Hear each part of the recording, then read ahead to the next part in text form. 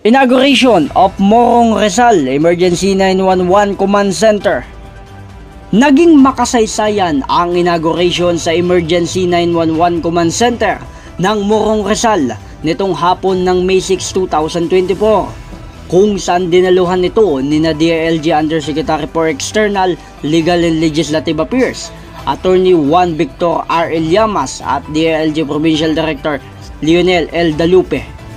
Ang aktibidad kasamang opisyal na lokal ng pamahalang Rizal sa pamumuno ni Governor Nina Richie A. Inares at iba pang ahensya tulad ng Next Generation Core Services o NGCS sa pamumuno ng head nito na si Mr. Robert Laguno at Executive Director E911 National Office Mr. Francis D. Pajardo, kasama rin ang magiting na PNP Provincial Director ng Rizal na si Police Colonel Felipe B. Maragon at Police Major Rosalino E. Panlaki, Chief of Police ng Morong MPS.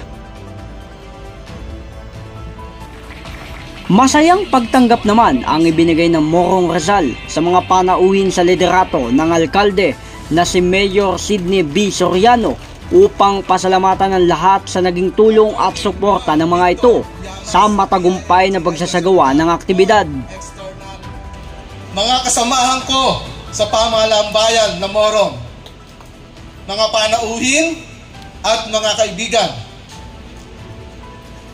it is the great pride and pleasure that I welcome you all to the inauguration of Morong Rizal Emergency 911 Command Center, the very first in the province of Rizal, and subsequently with the next generation advanced 911 technology, the first in the country and in Asia. Ang second-class municipality ng Morong sa lalawigan ng Rizal ay ngayon ang kauna-unahang local government unit sa Pilipinas na may susunod na henerasyon na emergency response at public safety system upang tumugon sa mga emergency na tawag at matiyak ang proteksyon ng mga kinasasakupang residente nito.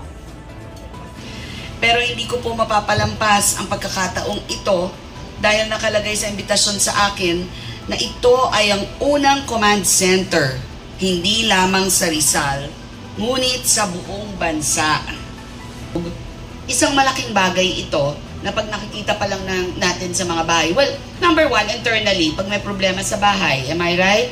Mas madali tayong makakahingi ng tulong at mas madaling makaka-respond ang ating men in uniform. Number two, nakikita natin from afar or may madaanan lang tayo na may problema, kaya din nating i-report, right?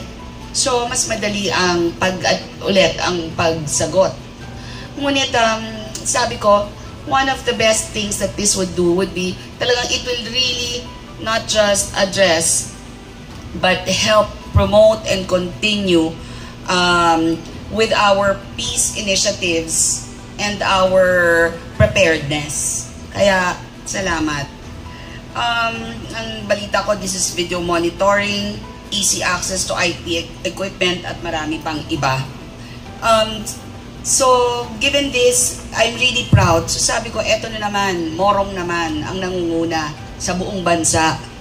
So, kung ginagawa to ng Morong, talagang masasabi ko na ang bawat bayan sa ating lalawigan, ngayong araw na to, it's Morong's Day, ay kataas-taas noo, Rizaleño. Sa buong bansa, una siya. Pumirma ng kasunduan sa NGA Philippines, ang local subsidiary ng Multination Corporation, NGA 911 LLC, na headquartered sa California at US noong April ng nagdaang taon.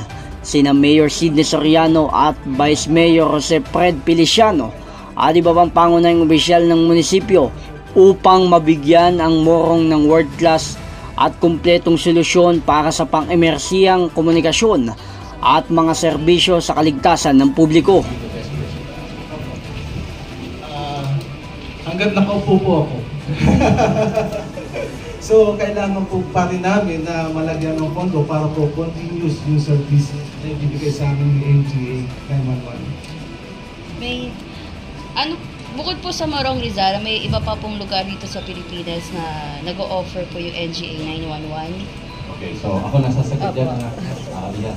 So, Number one is, to add lang kay Mayor, that is true. Katulad po ng lahat ng technology, kailangan ho continuous updates, upgrades yan. Alam niyo naman ho, ang technology niyo after 6 months, kailangan niyo nang i-upgrade yung mga cellphone niyo to the new OS. After 1 year, luma na yung technology niyo, bumabagal. Kasama ho sa serbisyo na ipinangako namin sa Morong Rizal is to provide those updates and upgrades for free. Pag ang hardware ho nila, ang infrastructure na outdate, papalitan ho namin yan without any cost for the local government unit. That is the arrangement and the contract namin with Mayor Sidney. So continuous po yan, adaptive to the times. Laging updated ang technology ng Morong Rizal. Now to answer the other question, no? Ano pa po bang ibang local government unit ang nag-subscribe ng technology na to? We made sure that Morong Rizal launches first kasi sila po talaga ang nauna. But after Morong Rizal, you would hear... Ang NGA ay kilala sa buong mundo bilang lumikha ng Next Generation 911 na pang-emergency na komunikasyon sa buong mundo. Ang sistema ng NGA 911 ay binuo sa mga pamantayan ng industriya na pinagtitibay ng National Emergency Number Association sa United States at European Emergency Number Association o EENA.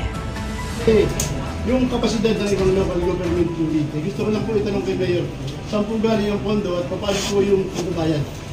Kakayanin po ba ito ng ibang NGA? Sige po. O kaya-kaya po. Kung kami nga po, second class na kaya namin. Bali po yung fund na ginamit namin sa paglalagay po ng NGA 911 Emergency Center ay siya pong nai-alat namin para po sa aming fund ng 2022. At yun po ay halos maliit lang pong halaga na para po mailagay namin. That's correct. Pagka moment ng disaster or peligro, halos lahat ng technology natin, hindi lang communication, pati power will be down. So,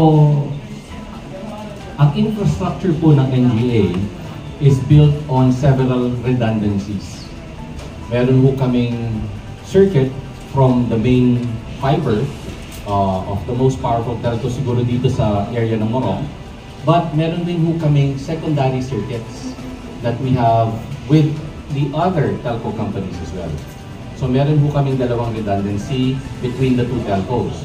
However, ang NGA 911 ho is actually built and designed to prepare for that 1% instance na ayaw isipin na kahit sinong mamamayan. When the big one happens. All of that telcos, all of that lines, all of that infrastructure and connectivity, you can throw it away. Nice. It would really help that mas mapapabilis ang pagdadala natin ng tulong at pag-address natin sa mga panawagan. Siguro pagkatapos ito mag-take off, ang tanungin natin ng mga asawa, sabi ko nga baka mamaya sa katutak ngayon ng missing persons, puro asawa lang pala ang nagtatawag dito sa sector natin. So, but seriously speaking, we will see I'm very optimistic about it, honestly.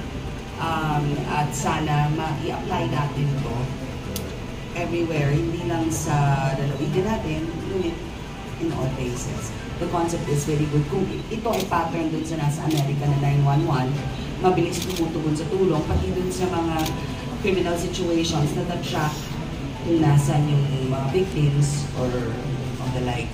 Alam naman natin na ang technology ngayon, ayun ang susi ngayon para mas mapabilis natin yung serbisyo natin sa publiko. So if we take advantage of itong mga bagong teknolohiya, mas mapapabilis natin ang serbisyo sa mga mamamayan, mas mabibigyan natin kaluwagan, no? Mabibigyan natin sa peace of mind, yung sa peace and security natin, matutulungan natin ng maayos even sa mga disaster natin. To add lang po, would you recommend this po to other LGUs? Yes, definitely. Oo. Kasi iyan naman talagang kagustuhan ng ating Pangulo. No? At ayan din ang talagang tinutulak ng ating Secretary Ben Abalos through the LG Executive Director Fajardo na agad maaari, pinagmamadali na buong Pilipinas sana ay may connect natin sa 911. Salamat. Ang mga tauhan ng Next Generation Call Handling System ng Morong ay sasanayin ng NGA at ng Emergency 911 National Office. Ang mga espesyal na kagamitan sa telepono na ibinigay ng NGA ay gagamitin ng mga dispatcher upang sagutin ang mga tawag at text message sa 911. Bawa ko po yung nakakailangan ng tulong tapos wala po akong load or signal. Paano ko po kaya ma-access yung computer? When it comes din sa walang signal and walang load, under dito sa 911 sa EO56, free of service. Kumbaga, kahit wala kang load, you can call 911. Any kinds of emergency, pwede kang tumawag sa 911 at sasagutin kayo. At sa signal naman, tanong natin dito sa ating technical, kung ano ang sa signal, I think meron siya. Alright. At the moment, our infrastructure in the Philippines is landline and cellular. Alam niyo naman na pag tumawag kayo sa isang kuweba, there is really nothing we can do. It's the same thing. You really have to have a certain level of connectivity.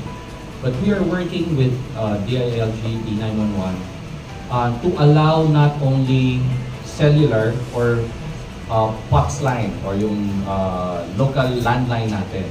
We are also eventually going to be moving towards messaging, text, or even your social media or instant messaging capabilities. So, at certain areas, kung mahina ka, you can still send a message. And that would still allow us to pinpoint your location. That part is still being addressed and developed right now.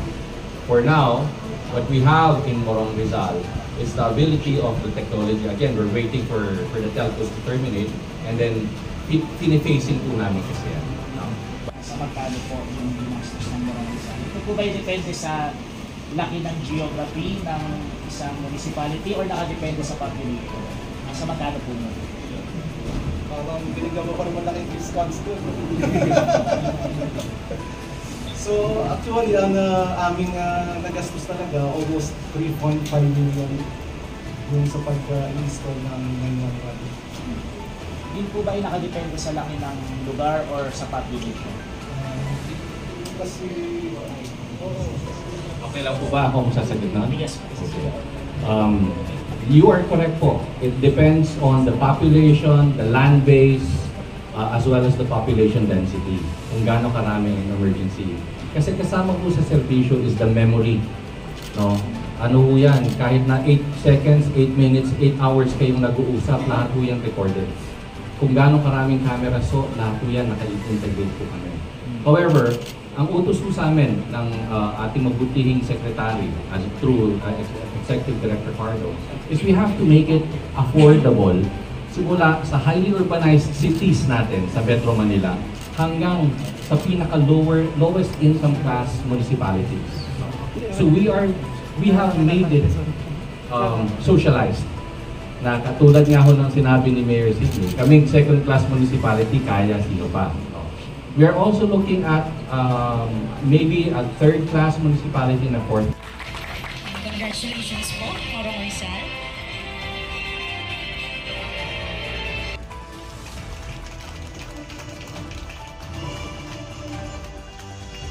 A great pride and pleasure that I welcome you all to the inauguration of Morong Rizal Emergency 911 Command Center. Generation 911 in the country and perhaps in the nation. Ano po ang pagkakaiba niya?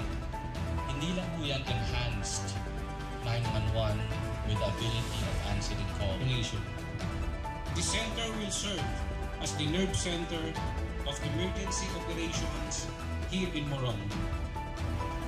J. Martin, JKRS News and Public Affairs. Okay, ladies and gentlemen.